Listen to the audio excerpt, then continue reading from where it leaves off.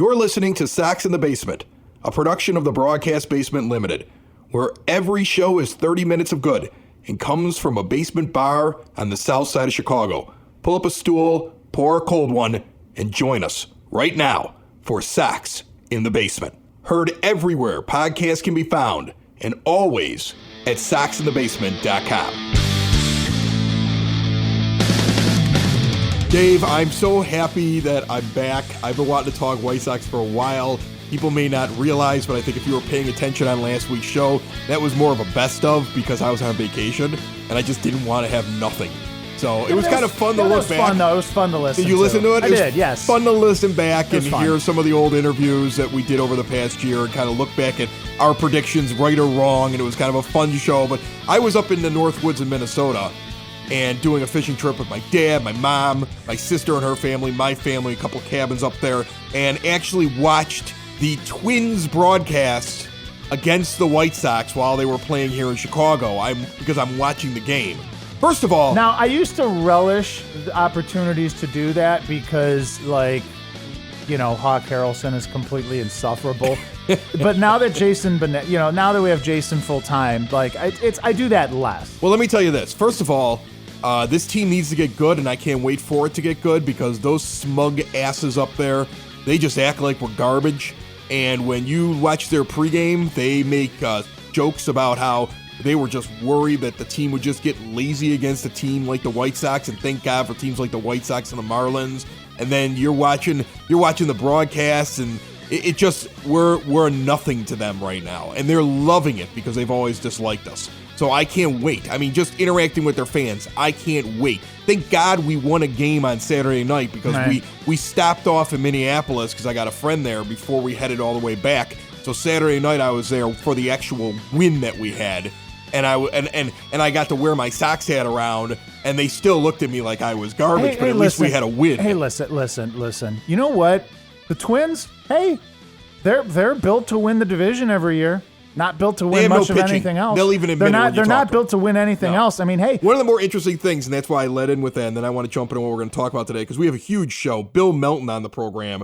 That was a last-minute booking. Awesome, man. Like I got an email last night, like at 8 p.m., like, Bill can do the show. And I had been asking for maybe about a month and a half. And it was like, Bill can do the show. He can call at 11. And I was like, yes, sounds great. I'm in, okay? So I'm able to get him on the show. And then James Fox is going to join us as well. The one thing I noticed, though, that the Twins do that I do myself, or the Twins broadcasters do that I do myself while watching the White Sox, is question lots of moves that Ricky Renteria is making. Nice. They question Ricky just as much as I do sitting on my couch. During the Nova game, they were like, why would you pull him after 87 pitches? That was just one example, but throughout the entire thing, they'd be like, another odd move from Ricky Renteria. Sox in the basement. Sox in the basement. Sox in the basement. Bill Melton played all of 10 years in Major League Baseball. He kicked off his career in 1968 with the Chicago White Sox and filled out the 1975 year before 2 years away from the team and then retirement. He is on this show right now, joining us on Sox in the Basement. How are you, Mr. Melton? Hi, Chris. How you doing? I'm fine. I appreciate you coming on. I really love the fact you came on the show. I had originally hoped that I could get my dad down here to be on the program with us. He's such a big fan, but he was on a golf outing this week. And when I found out I was going to get you, I was like, well, that's bad timing. Maybe we'll get him next time. I was born in 1977, so right at the end of your career. So all I have are highlights and statistics. And I know there's a lot of fans that are out there that they may even know, younger generation only knows you as the guy that comes on during the pre and the post game. But you had some amazing years, your 1970 or 1971 season, some fun White Sox teams in the 70s. What are your memories of playing for the White Sox in that time period? Well, first of all, I'm much like the team is today. There was about 9 or 10 of us that all came up in 1968, Carlos May, Bucky Dent, George Orta. I could go on. And what happened in those years right there was pretty much what happened the last couple of years with the White Sox. It just goes that I've always felt that, if we all play together, we all lose together, we basically all win together. And of those guys I mentioned, there was 10 of us. All 10 of us even though we were terrible in 1969, it's like the beginning of our rebuild here. All of us got over 10 years in the big leagues. Even though we were terrible, we all played together. We all, became friends, and we worked it all out. And we had 3 or 4 pretty good years, brought in Dick Allen and changed the whole ball club around. But just a bunch of young guys like the rebuild here was about 3 years ago. What do you think now with the way that they come out of the All-Star break? I think White Sox fans got excited. Yeah. I mean, even to the point where I had always told myself we're not winning anything this year, and I never expected that. But when you get so close to 500, you're like, oh, wouldn't it be great if we just hover around there the entire year? What an amazing step that would be. And then they come out cold. What do you think this team needs to snap out of that right now? Because it seems like they're trying everything and it's not working. Well, we kind of did the same thing from 69 to 70. 70, we thought we'd play 500. I think we came pretty close to it, so that made them go out and get that Dick Allen. And, of course, the 71 season wound up being pretty good for the White Sox. There's always a goal to accomplish. Again, I don't think when you're rebuilding, this is a situation where when I played, you had to go out and make trades. You couldn't go out and buy players. That kind of simplified it for the fan base to say, hey, why don't you go buy a couple of pitchers for $100 million? Well, other teams are doing it, so it makes it tough on management. I think when, you want to make good trades, good for both clubs. A good trade is like Chris Sale did a great job for Boston, won the World Series, and we got Juan Moncada at third base. I mean, this is what you got to make trades to help both ball clubs. You can't say I made a trade and I lost this guy, and boy, look what he did in Boston. You got to look what you got in return, and the White Sox did pretty well. So again, it's all about now. It's you can actually buy somebody as a free agent, or you can go in the trade market. So again, it's the best of both ways now, I think, in the front office. You mentioned Yoan Moncada, and I find it interesting because here's a guy who started at second base, had a rough year last year. We here on this show kept saying you got to give a guy a little bit of time to get used to the major leagues, and I was very happy that he didn't make me look silly by going out and having a good year this year. Now he's over at third base, but when you look at free agents and guys that are out there have been some things that I've read where people have floated the idea that a guy like Moncada can really be moved anywhere. If you could find a big third base free agent and bring them in, he could all of a sudden fill a role in your outfield, or he could move to some other part in your infield. Do you like that idea? Do you see him as somebody that can move around and be that versatile, or would you like to just see him stick at one position like third base? I think the best thing that happened to him was putting him at third base, and the reason I say that is he doesn't have to worry at second base. You have to worry about covering the bag. You have to worry about the shifts. You have to, you're always out there having to think of what you have to do defensively, where third base is primarily a reaction position. He's already done a good job over there. He's big. He's got a strong arm. And I've said this to a lot of people. There's not many third basemen the White Sox have had. Ventura and myself were home runs, pretty good around the bag.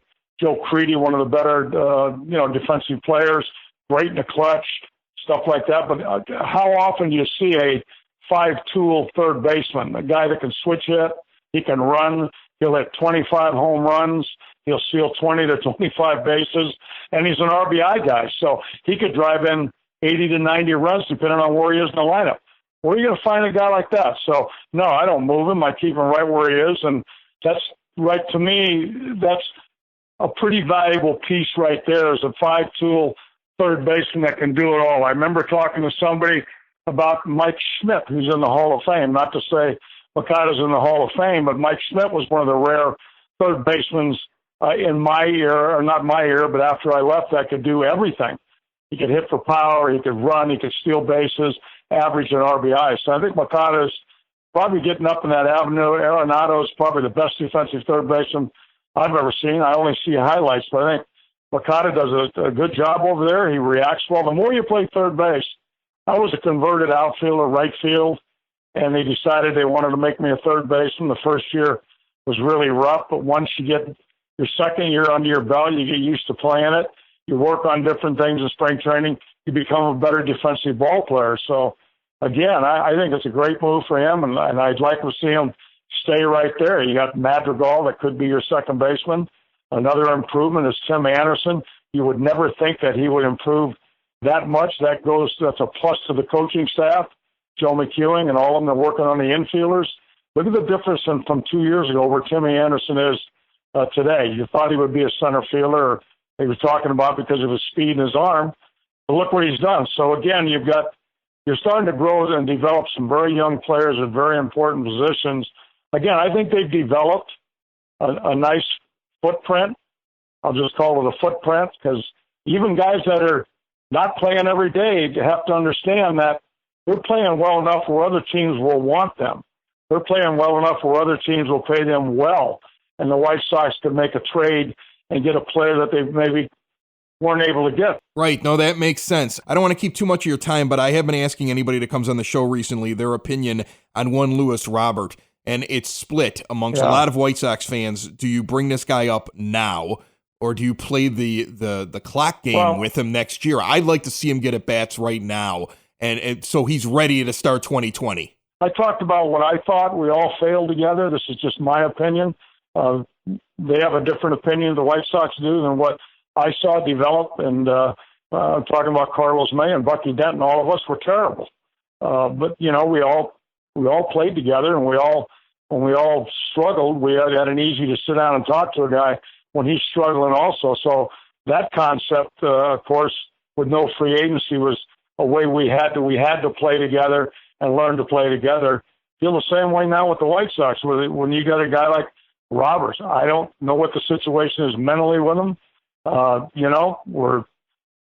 going to happen this year? You don't really know, and you're hoping for 500. Doesn't look like it's going to happen because of the pitching. So, yeah, I'm anxious to get Kopech. Where's he now? Tommy John. I'm anxious to get a lot of guys up here and see what they can do. And then you got Dylan Cease. He needs to go through this, what he's going through right now. If you go through this, makes you a better pitcher the following year. Look at Giolito. Look at Lopez after the All-Star break. You got some great arms. You just have to, the coaches are working well with the pitching staff. You're going to see a lot of different relievers, different situations this year. Next year, I think you'll be more solidified, because I think what the White Sox need to do next year, and this is my opinion, is you got to find one veteran leader on your pitching staff.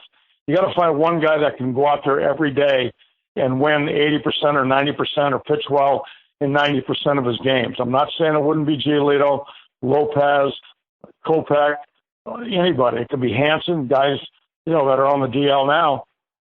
But anyway, if you go get a veteran pitcher, a lot of teams rebuilding do that. Then you know that every fifth day you got a guy that's going to shut somebody down. Right now, we don't know that. Giolito's the closest thing we have to doing it. You do that, you have to strengthen the five-man rotation, I think, with one guy. That would be just my opinion right there. One good starter. You saw what had happened when the Cubs got Lester, and you see it with a lot of other organizations where you get one guy, a veteran. Verlander with Houston changed that whole baseball team after it lost 100 games for 4 or 5 years. That's what I'm talking about, a veteran presence that almost of his 30 starts, 25 of them are good. That's what I want too. I think it would be great. You bump everybody down one spot. Your one becomes your two becomes your three, and it keeps going down like that. That always seems like a great idea. I hope they do it in the off season. Bill Melton, thank you very much for joining us this week on Sox in the Basement. It's been an honor. I was very, very happy when I found out that we could have you on the show, and hopefully one day down the line we'll have you back on again. Well, Chris, say hi to your dad. Appreciate it. I will, sir. Thank you. All right. Hey, this is Acoustic Mike from Broadcast Basement, and you're listening to Sox in the Basement with Chris and his buddy Dave. I did the Broadcast Basement with Chris for 10 years, and nobody gave me a show. I'd leave if I had anything else to do with my life. Remember, the Broadcast Basement is available everywhere podcasts can be found, and always at broadcastbasement.com.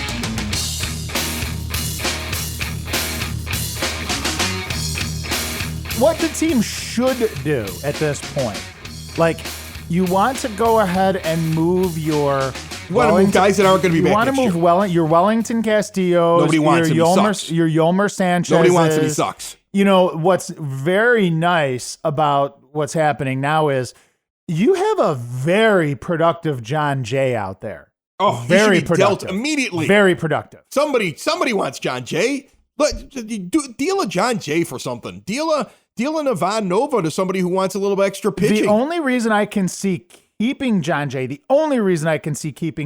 is if you have absolutely no faith in your outfield prospects, not named Robert and Jimenez, and you need that other guy out there. But that's a long. That is such a long shot, dude. You don't need him. So and he can be moved, and I would hope that they would do that. Now, here's the thing: whether or not they move anybody, okay, no matter what happens at the trade deadline, because we're operating on the idea that nothing will happen, and even if something happens, no matter what happens, there are certain things that need to happen after the deadline is over. Because remember, the deadline is a hard deadline for the first time ever.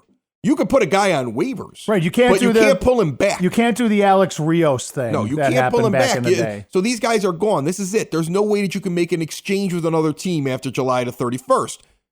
So after that date, you can't get anything for any of these players that you know you're not bringing back next year.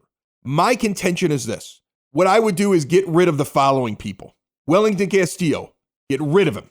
He's not coming back next year. He does no good for you. Get rid of him. I'm done with him. Goodbye. The moment the trade deadline is done and you know you can't get anything else, sunk cost, he's gone. Yomer Sanchez, goodbye. I don't want to see you anymore. Let him go. Let him go.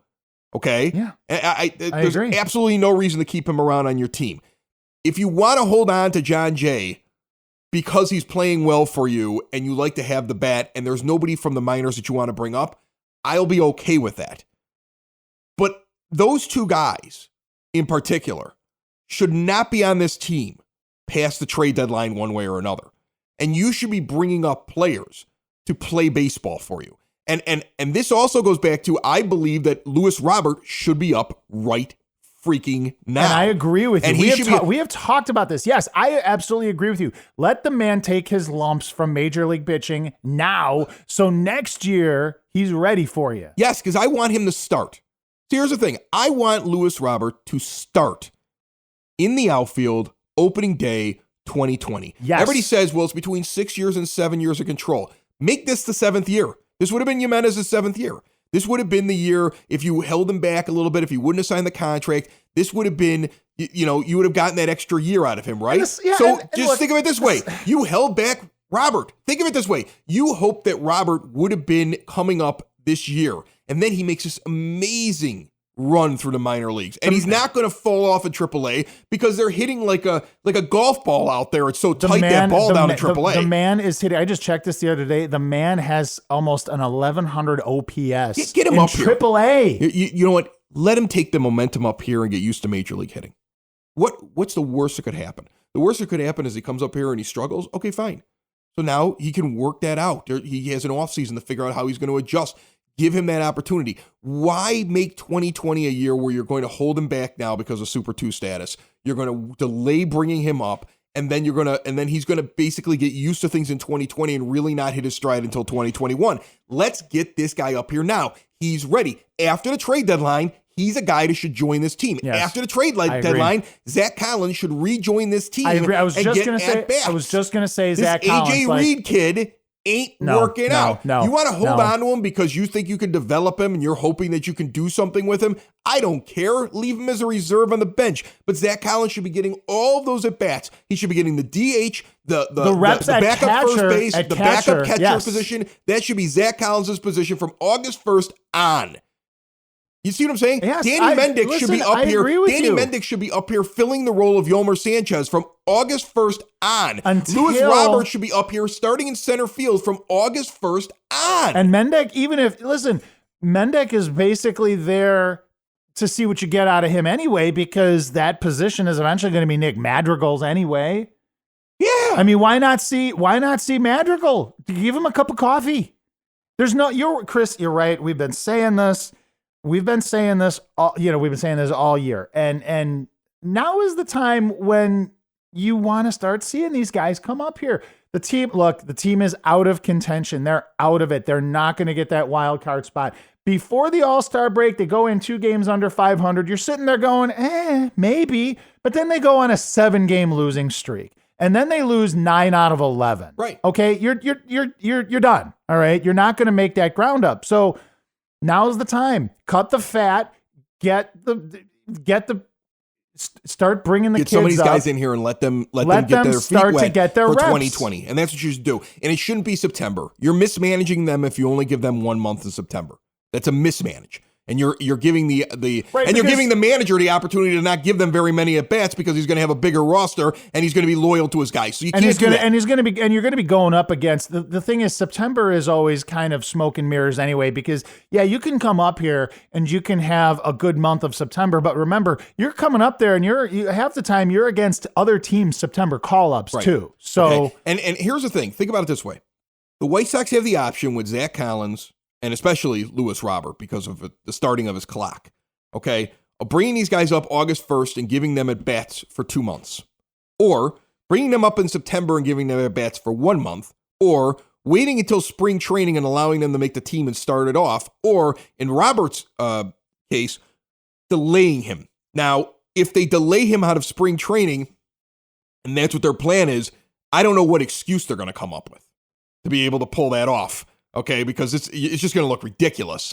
Okay, and if you start him in 2020, but he never came up this year, that was a waste of time. Yeah, because you might as well have brought him up here because his clock is going to be exactly the same.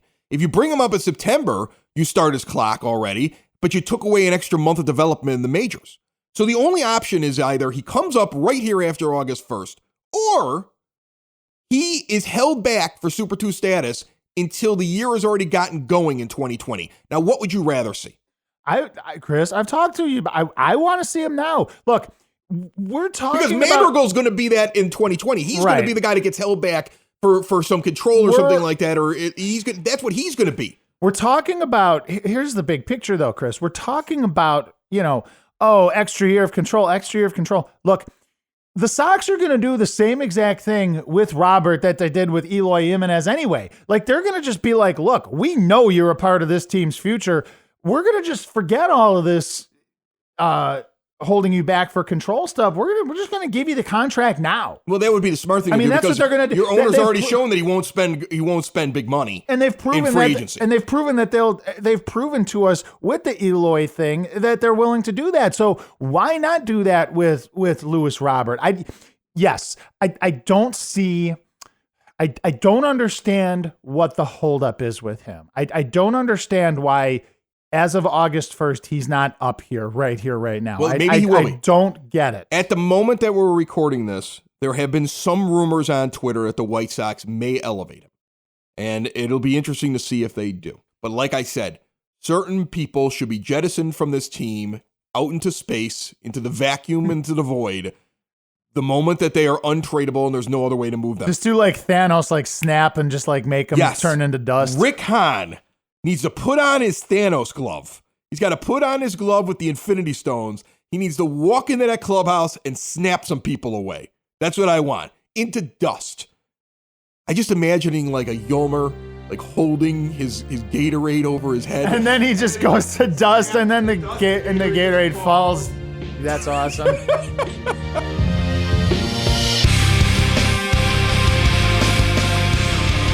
James Fox, he's from Future Sox. He's from the Loop Sports. He's getting ready now for Bears season as well, I think, by looking at his tweets, because he covers that as well for the Loop Sports. You're a busy man, James. How did you survive the last week of White Sox baseball? By not watching the games. I don't know. I mean, I guess they say that like it's easy for me to like shrug off losses, but like when I'm not super invested in the Major League product, I think that's easy to do. I mean, I DVR the games. I find out how Moncada did. I go back and watch them. I watch Giolito. I watch Lopez. I watch Cease. But if Ivan Nova's pitching on a Saturday afternoon and Eloy Jimenez and Tim Anderson are injured, I'm probably not going to watch. Well, I was away on a trip, and while I was away on my vacation, I noticed a little tidbit and immediately reached out to you because I want to know what your thoughts were on it and why it happened. Nick Hostetler moved from the job that he's in to become yet another assistant to the general manager. My initial thought, and then I can't wait to hear what you have to say, was that this team or Rick Hahn, who's more of a numbers guy, sat there and said, I like what Nick does in his evaluation of talent, and now I need him on the major league level because we're ready to take the next step. Am I far off on that? No, I think you're pretty much spot on. I mean, that's not what most people thought. And I think, like, right away, like, Mark Gonzalez broke the story, which is funny since the Tribune doesn't cover the team. And it was rather ominous, you know, like the first tweet that said, like, shake up at the top of the internet, at the top of the amateur scouting department. And, you know, we're over at Future Sox, we're pretty good buddies with Nick, and he's been really good to us. So he's been in charge of 4 drafts, and I think the jury's still out on the 2016 and 2017 draft. I think it's too early to say that they're bad, but, you know, I mean, if you think your 2016 first-rounder should be in the majors by now, that's fine. I mean, his 2017 first-rounder got hurt. So, but the last 2 drafts, I think, were fantastic. And I think rival evaluators would also say that they were fantastic. Now, you're picking 3rd and you're picking 4th. So, I mean, you should get really good players there. And if the White Sox soured on Nick Hostetler, I don't think they let him lead 2 of the most important drafts in franchise history, personally. So I think it's going to come out here officially, like what they're going to do. I mean, to me, he moves over to the pro side. He has a big say on the pro side. And then they'll hire amateur scouting director, you know, either somebody that was under him, like Nathan Durst, the Midwest cross-checker, or Mike Shirley is another guy. So it could be one of those guys, or they could go outside. I have no idea. But, I mean, I think right away a lot of people were like, oh, this is Jerry Reinsdorf's way of not firing people because he gets the assistant to the GM title, and people pointed out right away, like, oh, that's the same title Jim Thome has. Like, he's not doing anything. Like, just fire him, whatever. But that's also the same title Marco Patti has. So I think it's something similar to that, where my guess is they don't want to fire anybody on the pro side. This kind of allows him to go over to the pro side and have a say without kind of having to shake up anything else. Because God forbid they fire anybody. So, well, that's one of their big things, that they're not good at firing people. Once you're in there, your family. Would it be an indictment on Hostetler, do you think, if they went outside the organization instead of getting one of his guys and moving them into that spot? I don't think so. No, I mean, I would actually prefer they go outside just because they don't do it enough. Not that like Nathan Durst or Mike Shirley or even Garrett Guest couldn't do the job, because I mean, one of those guys might be able to. I can't sit here and tell you that any of the 3 would be great. I don't know, but I mean, they're going outside the org, you know, is always good, just because people bring new and fresh ideas in and, you know, show, you know, everybody involved, this is where I came from. We kind of did things here this way. You know, like even Chris Getz was like a little bit of a nepotism hire because it's like Chris Getz and they drafted him, but at least he was deemed as qualified, like, by other people around the game. Like Kansas City wanted to keep him and they poached him from Kansas City. Now, of course, they have to get a guy that's highly regarded that they also know. That's another thing. You know what I mean? So if this is somebody from outside the organization, you're probably going to find out like, oh, he scouted for the Sox in 01, and then he moved on to this other place and rose up the ladder. But here's his White Sox ties. Because, I mean, you know, that's just the way that they do things. But they do have, I mean, and we've talked about some of this in the past. They have obvious shortcomings on the pro side. You know, I think you took a snippet of my most recent article and posted it on Twitter and thought it was kind of funny. But I mean, that's just the God's honest truth. I mean, their pro scouting has been bad, and if Nick Hostetler can improve that, then, you know, that's a good thing. Yeah, I think what you did is you put, I can't remember all the names on it, but you put out all the people that they had signed in the offseason and added it up to like $38 million and said, and why couldn't we afford Manny Machado? I love the stat that you had figured that all out, because I just... Yeah, don't read those names out loud. Well, let's talk about some names now. Okay, the draft deadline is upon us. The show comes out on deadline day, the 31st. I don't know what they're going to do. I'm not going to ask you the guess because something could change between now and when the show airs. But after the deadline is over, I know Dave and I both feel like this team should look at certain guys and say, we weren't able to trade you and you're not part of next year. Let's make room and let other guys get at bats. like a Wellington Castillo. We can't deal you. It's time to move on. Bring Zach Collins up. Let him get at bats. Move on from this A.J. Reed experiment. This is a disaster, okay? But I understood why they did it, but after you do it for a little while, you move on. And would you see them doing that, and what do you think about that idea? Well, God, I hope so. Like, just because, like, I mean, Zach Collins needs to be up here. And, you know, there's like this ongoing battle on Twitter about Zach Collins and blah, blah, blah. Like, I'm the leader of the Zach Collins fan club. And, yeah, I mean, he didn't look very good when he was up here, but, I mean, he had like 30 plate appearances, I think. He's the type of guy where his value is going to be tied into playing a lot. And he might fail as a big leaguer. He might strike out too much and not walk enough for his profile to work. But, I mean, you can't tell me that you watched him in 30 plate appearances and now, like, you're convinced that he can't do anything. I mean, that doesn't make any sense. Like, this is a baseball team that's wasted thousands of plate appearances on Adam Engel and Yolmer Sanchez and, you know, the rest of the clown car that they've had. Like, it doesn't make any sense. And they think, you know, that they brought up Zach Collins and him working with McCann, like, helped him with game calling and this and that. It might have. Like, that's fine. But I think you're right about Welly. Like, after 7:31, there's no purpose for him to be on your baseball team. None. Because he doesn't make the pitchers better. Like, he hung Covey out to dry yesterday. I mean, I don't think Covey's a big league pitcher right now, but having Castillo back there definitely didn't help. So, I mean, I want Collins up here and playing. And James McCann, I think, you know, I like James McCann. I think it was a great signing, but I think people are going to find out that James McCann in a reduced role is better than James McCann playing 130 baseball games a year. So I like you mentioned Wellington Castillo first. He's on the top of my list. I would love to see.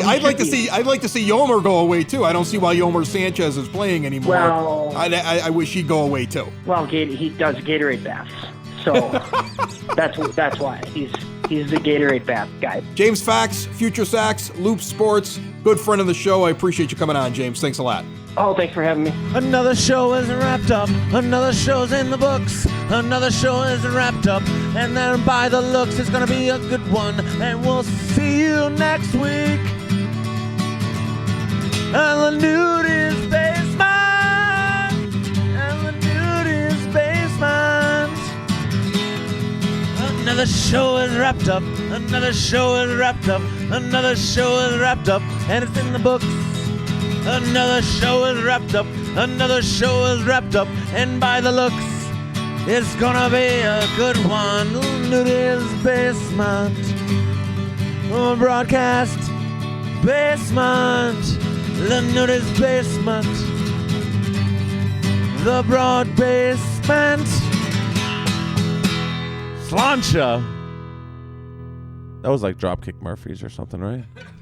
I felt like it. Sox in the Basement. Heard everywhere podcasts can be found, and always on soxinthebasement.com.